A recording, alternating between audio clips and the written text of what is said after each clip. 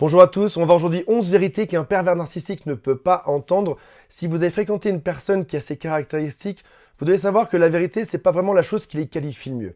On a affaire à une personne en face de nous qui ment, qui va manipuler, qui va transformer la réalité, et au bout d'un moment, on peut essayer de rétablir les choses et de dire des choses qui sont vraies, pour que l'autre réalise que là, en effet, il se trompe. Mais lorsqu'on le fait, il entre souvent dans une rage narcissique et c'est compliqué.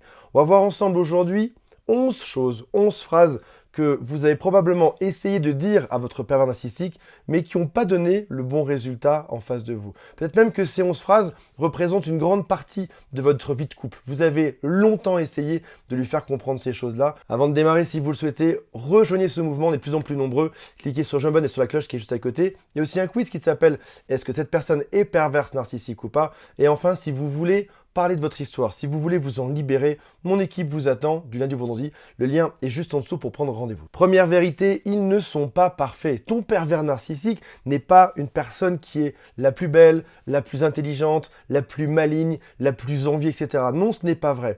Et en plus, il ne suffit pas de répéter une phrase pour qu'elle soit vraie. Par exemple, si ton pervers narcissique te répète en permanence « je suis beau, je suis beau, je suis beau », tu peux le dire 1000 fois, tu ne seras pas beau pour autant. Ou il peut te répéter aussi qu'il a raison ou que tu es nul. C'est pas parce qu'il le répète 1000 fois que cette chose devient vraie. C'est juste une chose fausse, répétée 1000 fois. Et là, il te dit « je suis génial, je suis la plus belle, je suis le plus beau, la plus belle personne sur Terre. Même les Miss France ne voulaient pas de moi parce que je suis vraiment trop belle par rapport à ça. Je suis trop intelligent et toi, par contre, t'es vraiment nul. » Et donc, il te répète ça en permanence, et au début, tu essayes d'y croire. Tu te dis, bah, c'est peut-être vrai finalement. Mais tu réalises vite que non, ce n'est pas la personne la plus intelligente, c'est pas la personne la plus belle, c'est pas non plus la personne la plus maligne. Il existe beaucoup de gens sur Terre qui sont plus beaux que ces personnes-là, qui sont plus intelligents, qui sont plus malins. Et au passage, une personne qui est très belle n'a pas besoin de le répéter en permanence. Une personne qui est très intelligente n'a pas non plus besoin d'en parler. Imagine si Mark Zuckerberg passait son temps à dire « Waouh, j'ai beaucoup trop d'argent, j'ai trop réussi, trop intelligent ». Non, il suffit juste qu'il vienne avec un t-shirt et se balader l'air de rien. Les gens savent qui c'est, il n'a pas besoin de le répéter pour qu'on le sache. Deuxième vérité que l'autre n'acceptera probablement pas, c'est qu'une dispute ne sert pas à descendre l'autre et à gagner. Une dispute n'est pas un combat pour savoir en permanence qui a raison. Déjà, dans un couple, il y a souvent des disputes. C'est même le principe d'un couple. Tous les couples se disputent et c'est bien normal. Mais dans ces disputes, l'objectif, c'est que chacun montre son point de vue et qu'on arrive à voir si on trouve un compromis de manière intelligente. Alors qu'un père narcissique crée une dispute pour t'écraser et pour remonter son propre statut. Il voit ça comme un combat dont il doit sortir gagnant à chaque fois. Troisième point, vous êtes une personne heureuse. Ça paraît dingue, mais vous étiez super heureux avant cette personne perverse narcissique. Aujourd'hui, il vous fait du mal, mais vous restez heureux. Et ton bonheur aujourd'hui lui fait de la peine. Il essaye de contrôler ce qui s'appelle ton état émotionnel. Il essaye de te rendre triste lorsqu'il le souhaite, de te rendre heureux quand il le souhaite. Il n'a pas à vouloir changer ton état émotionnel.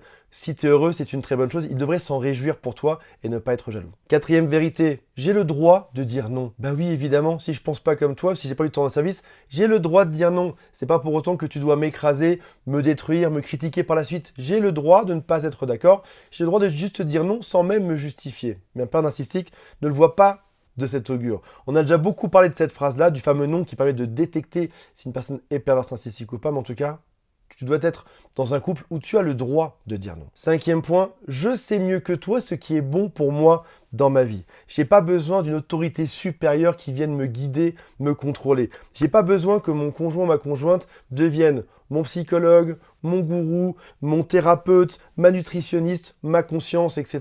Tu as l'impression dans ce couple-là que l'autre pense à ta place et te dit ce qui est mieux pour toi. Écoute, je m'y connais bien, tu dois te comporter comme ça. Tu dois manger ceci, tu dois fréquenter ce genre de personnes. Et là, tu te dis, oh stop, j'ai pas besoin de ça. Je sais encore mieux que quiconque sur Terre ce qui est bon pour moi. Sixième point, je ne suis pas responsable de ton état émotionnel. Si toi, pervers narcissique, t'es pas heureux, t'es triste, tu rumines, c'est juste toi que ça regarde. Moi, je fais au mieux pour qu'on cohabite de manière intelligente ensemble. Je fais au mieux pour que ça se passe bien. Si maintenant t'es pas heureux, va régler ça sans moi. Je ne suis pas responsable de tous les échecs de ta vie. Je ne suis pas responsable de ton besoin d'être admiré en permanence. Je ne suis pas responsable de ton vide intérieur. Je ne suis pas responsable de tes colères. C'est à toi d'apprendre à te réguler. Septième point, seules les personnes faibles vont utiliser mes défauts contre moi.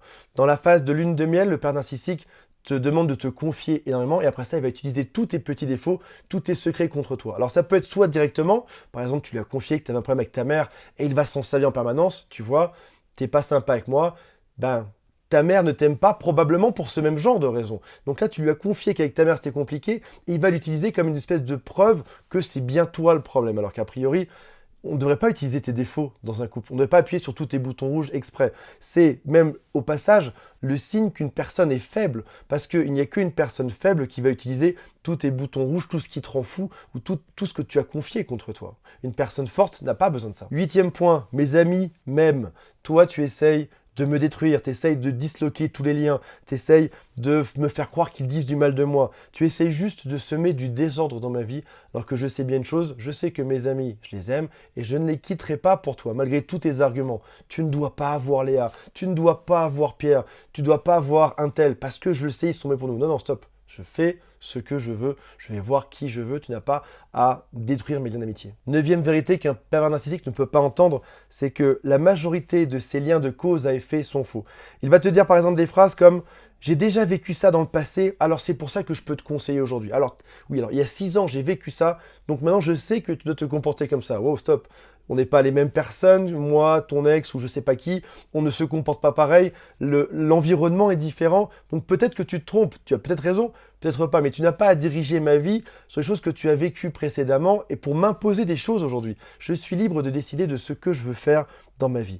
Ou alors quand ton père narcissique te dit tu as l'air stupide ou alors ta robe est moche, ton pantalon est vraiment dégoûtant, tu peux aussi te dire ça c'est juste tes goûts. Si ça se trouve, beaucoup d'autres gens l'aiment bien. La preuve c'est que tous mes amis m'ont dit que cette robe m'allait, ce pantalon m'allait bien, cette écharpe allait bien avec mon teint, etc. Un 10e point qu'un père narcissique ne peut pas entendre, c'est tu sèmes la destruction. Regarde un peu la vie que tu as aujourd'hui.